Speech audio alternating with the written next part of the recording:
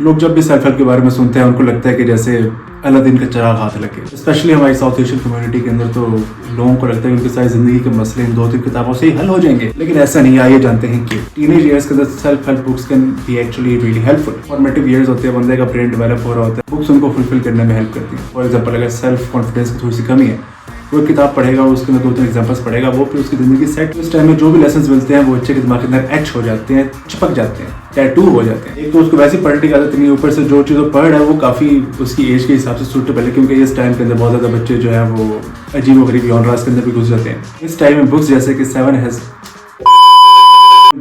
Seven habits of highly effective people या फिर Jordan Peterson के 12 rules for life, they can be really helpful. लेकिन ऐसे जैसे ही बंदा एज करता है, वो अपने यंग एडल्ट ईयर्स में जाता है, तो फिर उसको समझ आती है कि life is not that straight forward यार। सिंपल सी बात, उसको ज़्यादा एक्सपोजर मिलता है, वो ज़्यादा कॉम्प्लेक्स सिचुएशंस में जाता है, उसको डिफरेंट सोल्यूशंस देखने पड़ते हैं चीज़ों को, और अबव ऑल वो सारी सिचुएशंस का आंसर खुद से निकालता है, चीज़ें एक्सपीरियंस करता है, लेसन्स लेता है, and then he forms his own ideology. फिर आते हैं एडल्ट्स। ऐसे जैसे बंदा मजीद एज करता है, उसको लगता है ये तो मैं भी लिख सकता था, ये एडवाइस तो मैं भी दे सकता था, तो फिर वो चीज़ उतनी नुआंस नहीं रहती, वो महज मंडेन बन के रह जाती है, क्योंकि वही सारी चीज़ें वो बार बार खुद एक्सपीरियंस कर चुका होता है। उसको अपना पोर्टफोलियो होता है एक्सपीरियंसेस का, जहाँ से वो सेम लेसन ड्राइव कर सकता है। ऐसा जिंदगी के अंदर जैसे वी ऑल रियलाइज कि किसी की भी ग्रोथ जो है वो लीनियर नहीं होती। कुछ चीज़ें जो आपको 18 साल की उम्र में पता थी, वो शायद आपको 25 की उम्र में याद भी ना हो। इस वजह से जो अच्छी बुक्स हैं उनको रिविजिट करते रहना चाहिए, बंदे को एक नया पर्सपेक्टिव मिल जाता है। लेकिन अच्छी और बुरी बुक्स में डिस्टिंग्विश करना बहुत इंपॉर्टेंट है, और ये चीज़ सेल्फ हेल्प के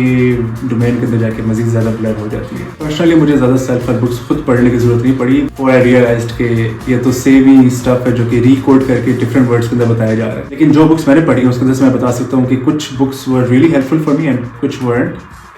जैसे कि बचपन में मैं आसपास देखता था कि एक बुक है द सीक्रेट नाम की, और उस बुक ने मुझे बहुत इंट्रिग किया। मैं पढ़ना शुरू किया, सही लॉ ऑफ अट्रैक्शन लिखा हुआ है, what you attracts you, positive thinking, काफ़ी जीनियसेस की एग्जांपल्स थी जैसे कि Einstein.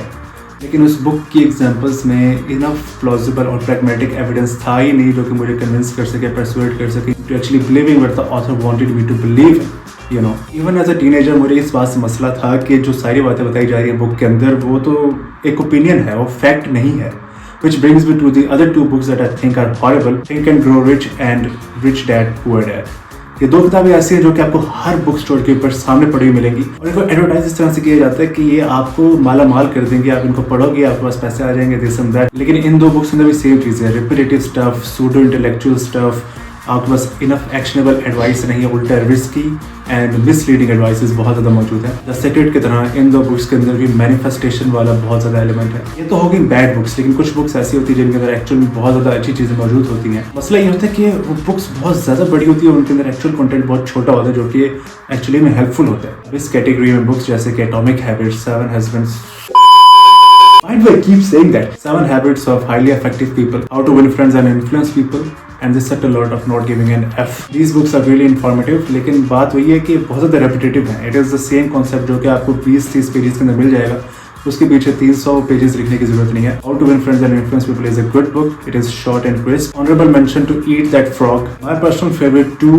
self-help books are Man's Search for Meaning, which I think is a 10 out of 10 book, and The Rudest Book Ever. Rudest Book Ever is actually written by an Indian author, और at the time जब मैंने इस book को पढ़ा था तो it really helped me form my ideas and form a specific perspective on world. इस book का मकसद यही है, it offers you perspective on how to view different situations and conditions. Although Rudest Book Ever के front page के ऊपर author ने लिखा हुआ है कि अगर आप इसको पायरेटेड वर्जन खरीद रहे हैं, लानत हो आप पे। Man's Search for Meaning is a 10 out of 10. Like, इस बुक ने मुझे बहुत ज़्यादा शेप किया था into forming some really concrete ideas. देखा जाए तो इस बुक के अंदर भी सिर्फ 2-3 मेन कॉन्सेप्ट्स ही हैं, लेकिन उसको बहुत ब्यूटीफुली और बहुत ही एनेक्डोटिकली ऑथर ने बयान किया। चूँकि विक्टर फ्रैंकल खुद एक बहुत बड़े नाम है साइकोलॉजी की दुनिया के अंदर, which makes this book really good self help. यहाँ पर मैं डिस्टिंग्विश कर दूँ कि मैं सिर्फ सेल्फ हेल्प के बारे में बात कर रहा हूँ, साइकोलॉजिकल और डार्क साइकोलॉजिकल इन सारी बुक्स के बारे में फिलहाल बात नहीं कर रहा। मेरा perspective regarding this self help books is that जो भी चीज़ आपको इंट्रीग करती है, you should go for it and read it, but hyper fixate नहीं होना, skim through it, take what you must, but सितारों से आगे जहान और भी हैं। और मेरे ओपिनियन के अंदर जो चीज़ें आपको सेल्फ हेल्प ऑफर करती है, वही सेम चीज़ आपको फिक्शनल बुक्स के अंदर भी मिल जाएगी। If you really focus and read the characters, how their ideologies are formed, you can derive same conclusions. instead of just being fed those, right? Sometimes we really do need to be fed some advice, something, some information, some data, especially if we are unable to deduce that ourselves. एक चीज जो मुझे अच्छी लगती है वो ये है कि although it is the same stuff that is being said to you over and over and over again, but how it is said is the important bit for me. कुछ चीजों की wording ऐसी होती है कि it just sticks with you. The arrangement of words, the sequence of words, it opens up new horizons. It opens up new perspectives to see something. जैसे कि for me मेरे पास एक personal story भी है. I was obsessed with the concept of gaining the characteristics of some fictional characters that I really admired. Even though I knew that these are fictional characters, I could not really make myself picture it that way. In my first semester of university, मेरी comprehension की teacher एक lecture दे रही थी. And in between that lecture of 1 hour 30 minutes, उन्होंने एक line drop की. उन्होंने कहा, बेटे the fictional characters are non-living. And the non-living wala word stayed in my mind. That's when I started to imagine them as unreal, as non-existent. मुझे नहीं पता इस पीछे की क्या actual science है, लेकिन different words help you see word a bit differently. Although they can be the same word, they are not entirely the same word. हमारा एक सेमिनार था, उसके अंदर भी एक पोइट आए थे, वो भी ये कह रहे थे कि although some words can have same meaning, they can sound the same, but every word has its own shade. You cannot truly replace burgundy with maroon, for example.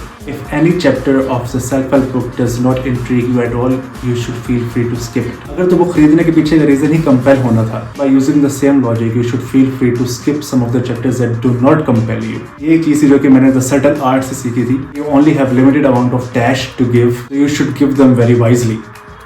And on that note, it's your word of mouth जो कि इस channel को grow करने में help करेगा. I would really appreciate it. I'll see you in the next video.